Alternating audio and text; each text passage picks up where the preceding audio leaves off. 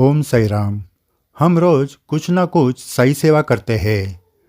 नहीं हुआ तो नामस्मरण तो करते ही है, लेकिन उसके साथ किसी स्तोत्र का पठन किया तो जीवन में परिवर्तन होने में ज़रूर मदद मिलती है।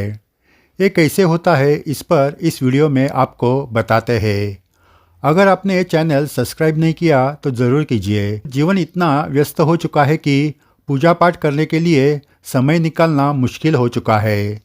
सुबह उठकर पहले मन में आता है कि आज का क्या काम है। जिनका बिजनेस है वो उसके बारे में सोचते हैं और जो नौकरी करते हैं वो नौकरी के बारे में।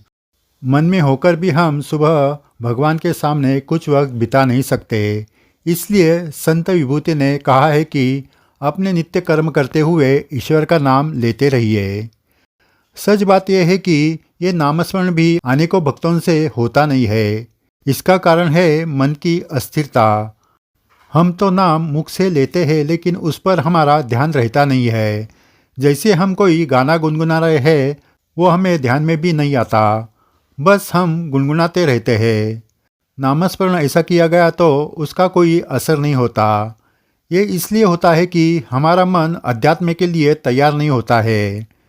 खेत में किसान बीज बोते समय पहले उस खेत को उसके लिए तैयार करता है।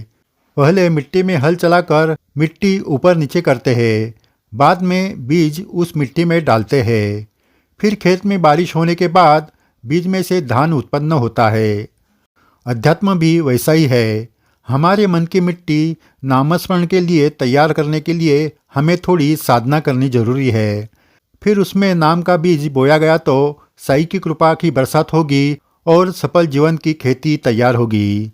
सच बात यह है कि साई की कृपा हम पर निरंतर बरसती रहती है, लेकिन हमारा मन ही उसके लिए तैयार नहीं होता। जैसे खेती में बीज बोने से पहले मिट्टी पर कोई काम नहीं किया और वैसे ही बीज बोया तो उस पर बरसात का कोई असर नहीं होता, वैसे ही हमारे मन का है। अब इस मन को तैयार करने के लिए आपको एक तरकीब बताते हैं। हेमाड़ पंत लिखित श्री साई चरित्र तो हमारे घर में होता ही है।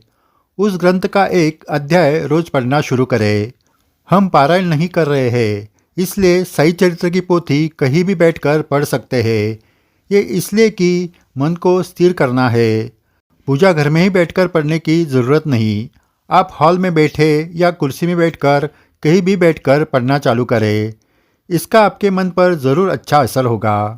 कोई कहेंगे हमें रोज़ अध्याय पढ़ने में वक्त नहीं मिलता है, तो और एक स्तोत्र का नाम आपको बताते हैं। वो है दासगुणु महाराज लिखित श्री साईनाथ स्तवन मंजरी।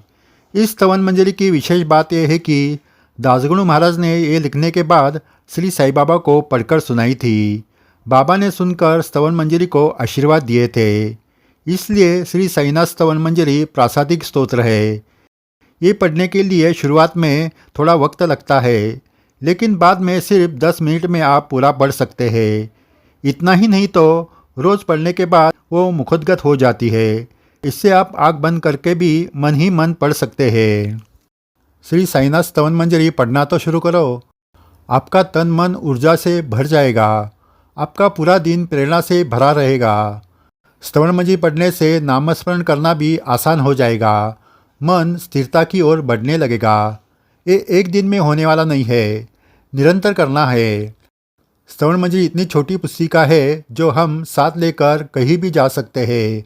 अगर नौकरी कर रहे हैं तो ऑफिस में ले जा सकते हैं। वहाँ जब वक्त मिले तब पढ़ना। दिन भर में ऐसा एक वक्त मिल जाता है कि उस वक्त हमें कोई काम नहीं रहता है, तब स्तवन मंजरी ज़रूर पढ़ना। अगर हम खाना खाने के लिए वक्त निकाल सकते हैं तो श्री साईनाथ स्तवन मंजरी पढ़ने के लिए क्यों नहीं। साई भक्तों, आप ज़रूर श्री साईनाथ स्तवन मंजरी का पठन करना चालू करो। आपको अनुभूति आ जाएगी। श्री साईनाथ स्तवन मंजरी सभी भाषा में शिरडी संस्थान ने प्रिंट किए हैं। तो चलिए, अगर आप कोई साई स्तोत्र पढ़ नहीं रहे तो श्री साईनाथ स्तवन मंजरी ज़रूर पढ़ना शुरू करें। अपने विचार अनुभव कमेंट बॉक्स में ज़रूर लिखें।